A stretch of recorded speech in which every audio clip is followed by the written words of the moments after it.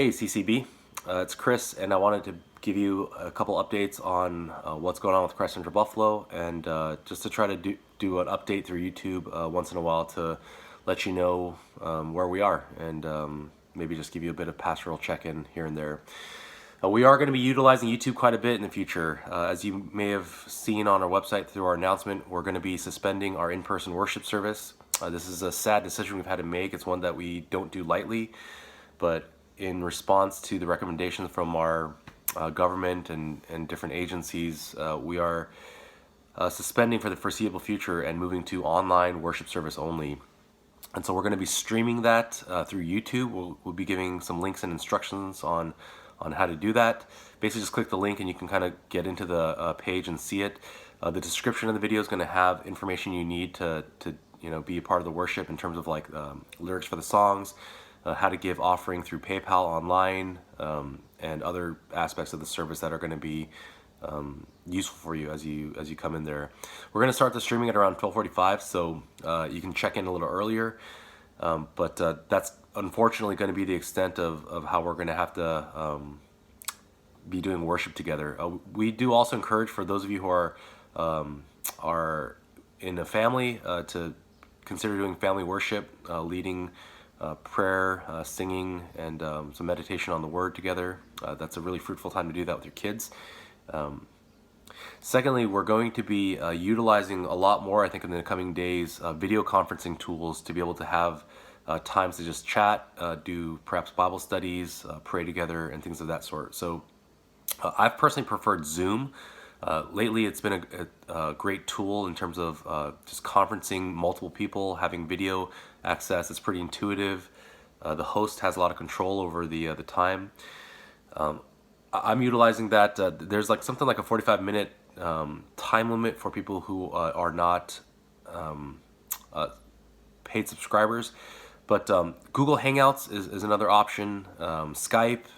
There's a couple different kind of platforms to use if you want to do some video conferencing, and I think we'll need to utilize that at least in some ways coming up. So be on the lookout for ways to get involved in that way. One of the ways that I'm going to be implementing that in the coming days is I'm opening digital office hours on Tuesdays and Thursdays, from 1 to 4 o'clock. And I'm going to just have an open link so you can click in and decide to pop in and chat about whatever. Come in and maybe just say hi.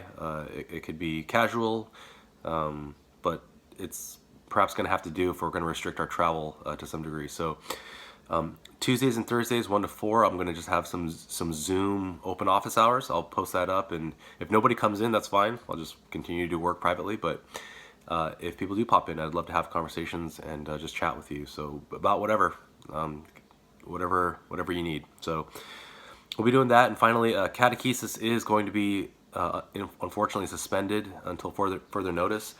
Catechesis is set up in a way that I think the discussion with other members inside the class is important for the learning of it, and I think it's going to be less effective if done as just a pure video lecture. So sad to say that, but be on the lookout for when catechesis comes back in the future.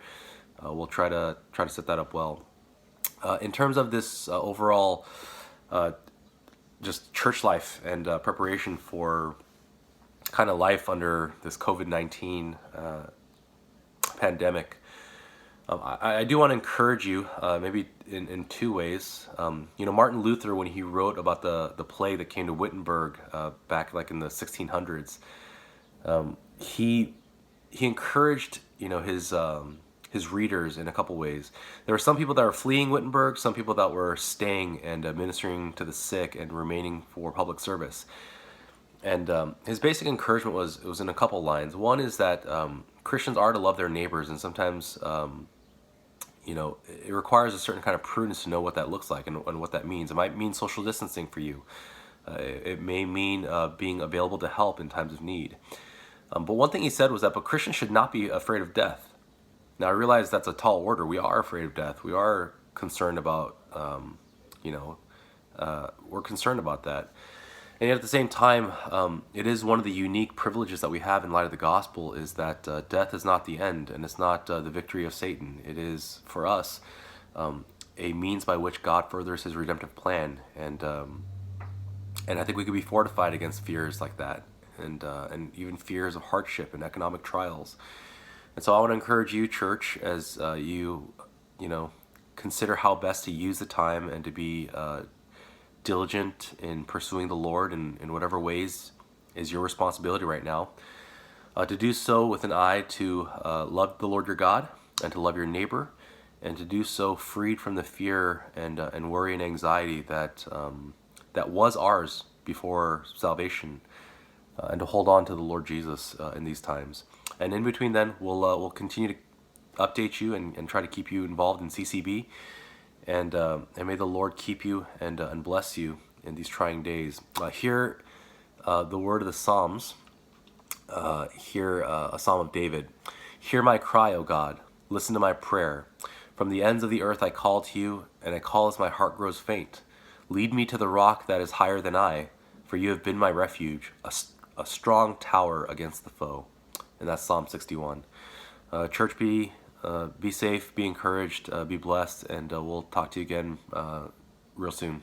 All right, bye.